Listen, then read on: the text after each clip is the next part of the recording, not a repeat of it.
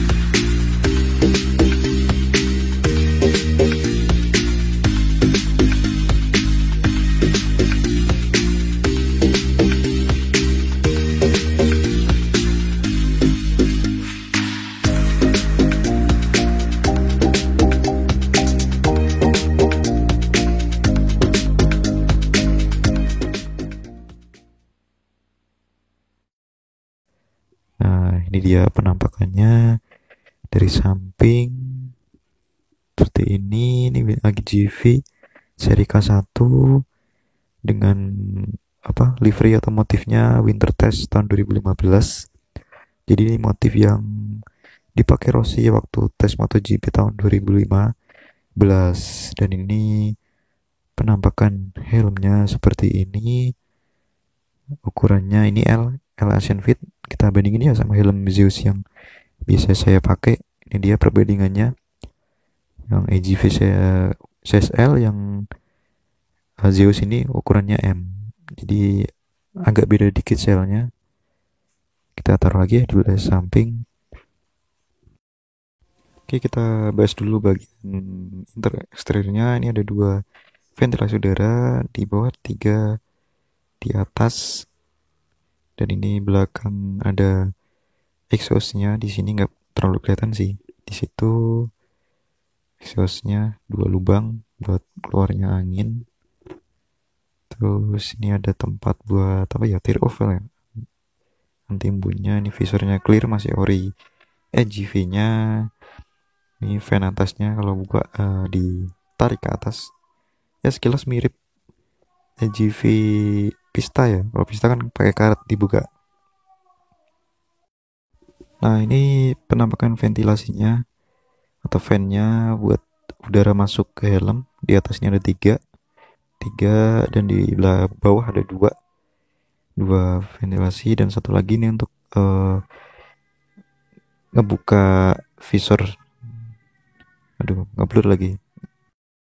Nah, ini cara ngebukanya gini, tinggal tarik ke atas. Nah, jadi kan visor agak terbuka dikit kan, bawah agak terbuka dikit. Jadinya kalau kita berkendara waktu kabut ataupun hujan agak ngembun, tinggal tarik dikit supaya visornya nggak ngembun. Itu bisa ditarik ke atas. Itu ventilasi yang bawah tadi. Nah, ini ventilasi yang atasnya, penampakannya seperti ini. Ini yang bawah dua. Nah, kemudian ini di belakang ada dua ini exhaustnya atau buat keluarnya angin di belakang. Mana bentar ya. Nah, ini dia. Ngeblur lagi. Nah, ini dua lubang exhaustnya di belakang. Nah, untuk ventilasi yang depan tadi, cara ngebukanya ini tuasnya ada di dalam, nggak di luar tapi di dalam. Jadi di dagu tuh ada kayak tuas, bisa ditarik ke atas ke bawah. Ini kalau ke bawah ngebuka, kalau tarik ke atas itu namanya nutup. Ini kalau dibuka, sirkulasi anginnya tuh kerasa banget kalau di helm ini. Di dagu tuh kan, nah ini begitu ditarik tuasnya, ngebuka itu kan ditarik ke bawah, dia bener-bener kerasa banget. Nah, ini tadi yang mau ngebuka visornya kan, biar supaya kalau nggak ngembun nih, tinggal didorong aja ke atas. Nah, dorong kan visor sedikit ngebuka, jadinya dia nggak akan ngembun. Atau paling aman ya pasang apa ini tear off atau pin lock, itu kan mereknya biasanya nyebutnya pin lock. Itu caranya. Kemudian nih tampak ini samping tadi. Ini helm ukuran L buat Asian Fit, dan ini bahannya shellnya tuh kan termoplastik ya, termoplastik. Dan ini busanya ini udah agak ngelupas satu yang merah-merahnya, garis merahnya kan dia lembut banget. Dan ini udah double daring untuk pengunciannya, bukan klik lagi tapi double daring. Jadinya ya ini saat ini masih sistem yang paling aman, cuma yang memang makanya memang agak ribet. Nah ini tadi bahan shellnya termoplastik, jadinya ini nggak cocok untuk race ataupun balapan ya. Ini bentuk tailnya atau ekor spoiler belakangnya di bagian atasnya. Tapi walaupun ini termoplastik, karena ini helm entry levelnya K1, tapi dia eh, udah standar keamanannya udah Sharp 5 kalau nggak salah, itu kan udah ya. Jadi standar keamanannya udah cukup baik, udah baik malah. Dan ini helm ada yang labelnya SNI dan gak ada yang label SNI. Setahu saya yang kalau helm yang saya pakai ini yang untuk pasar, bukan masuk Indonesia, jadinya nggak ada apa namanya, logo timbul SNI-nya di belakang. Dan ini ada tempat intercomnya. Kalau pengen masang intercom udah disediain tempat untuk speakernya, jadinya tinggal nyopot busa yang di dalam tuh udah ada tempat buat naruh intercomnya. Nah untuk berat helm ini sendiri bobotnya kurang lebih di 1450 sampai 1500-an.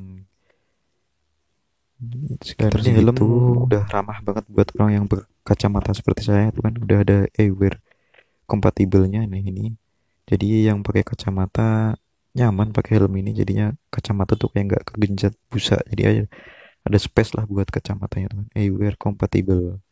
Nah ini buat cocok buat kacamata yang berkacamata seperti saya, masih nyaman tuh. Di dalamnya nggak kelihatan sih ada tempat lubang buat speaker intercomnya, saya nggak kelihatan karena gelap. Nah untuk harga helm ini mungkin barunya di angka kurang lebihnya di angka 3 sih, 2,7 sampai 3,4 yang pernah saya lihat, di angka segitu harga barunya. Untuk secondnya ya di rentang 2 jutaan sih, 2, sekian sampai 1,7 1,8 sekitar segituan untuk harga barunya. Ya poin plus plusnya helm ini adalah, jadi pertama desainnya pasti keren, karena desainnya keren. Terus yang paling terus suka yang fans berat sama Rossi ini, helm GV ini cocok lah buat fans-fans Rossi, karena motifnya banyak yang motif helmnya Rossi. Dan karena memang ini helm andalan Rossi dari pertama karir balapnya. Terus kemudian ventilasi atau fan-nya itu kan bener-bener berfungsi, dibandingkan helm misalnya yang satu lagi itu hanya kayak aksesoris saja sih. Nah kalau EGV ini bener-bener berfungsi. Jadi begitu ventilasi yang bawah tadi dibuka tuh angin bener-bener hembus, kerasa banget sampai ke muka. Ini yang di atas juga kalau dibuka tuh, yang tengah dibuka di kening saya tuh bener-bener kerasa anginnya. Dan itu poin plusnya helm ini kalau dipakai harian, panas-panasan gak gerah sih menurut saya. Terus berikutnya dari standar sertifikasi keamanannya udah Sharp 5, itu udah cukup, udah aman banget. Terus kemudian udah double daring, itu juga udah lebih safety daripada yang model lain. Terus motifnya juga lumayan banyak, keren-keren motifnya dibandingkan helm yang lain. uh, Ya EGV, poin plusnya EGV itu. Terus kemudian poin minusnya menurut saya adalah biasanya penyakit EGV itu kan di catnya tuh kan pasti ada, kebanyakan tuh kalau seri K pasti K1 K3 SV itu ada cat yang retak. Sehelai rambut tuh pasti ada, makanya begitu saya dapat helm ini alhamdulillah udah di coating, jadinya mudah-mudahan lebih aman lagi. Terus ya poin jelek berikutnya adalah nih kalau parkir. Kalau parkir kayak ada rasa was-was sih. Biasanya kalau parkir San Mori atau kemana pasti kalau nggak saya tenteng ya biasanya saya titipin ke warung atau kemana biasanya seperti itu. Jadinya kalau ditinggal-tinggal tuh lebih rawan hilang. Nah mungkin itu poin plus minusnya pakai helm ini. Ya sejauh ini saya pakai untuk berkendara nyaman-nyaman aja, mau jarak jauh juga masih nyaman. Terus buat di perkotaan juga nggak gerah, buat hujan-hujanan juga sebenarnya kalau dipasang anti fog ini juga apa nggak akan ngembun sih. Cuma saya belum pasang anti fog. Nah mungkin itu poin plusnya dari helm ini. Yang pasti ini bukan helm race ya. Dan satu lagi untuk ukuran shellnya, kalau AGV itu biasanya setiap ukuran helm tuh pasti shellnya beda-beda dengan helm-helm biasanya kan. Zeus itu kan biasanya satu ukuran shell, hanya ganti-ganti busa. Kalau setahu saya AGV ini nggak bisa di ukuran S nggak bisa dipasang ukuran M nggak bisa dipasang ukuran L apapun lebih naik lagi, jadinya ada ukuran shell sendiri-sendirinya. Oke, mungkin itu aja review helm ini. Mungkin kalau ada kurang-kurangnya bisa ditambahin di kolom komentar. Dan jangan lupa like, comment, dan subscribe channel saya. Dukung terus channel saya. Dan sampai jumpa lagi di video-video berikutnya tentang permotoran, mau riding ataupun tips-tips dan bahas-bahas masalah perlengkapan riding. Oke, see you. Assalamualaikum warahmatullahi wabarakatuh.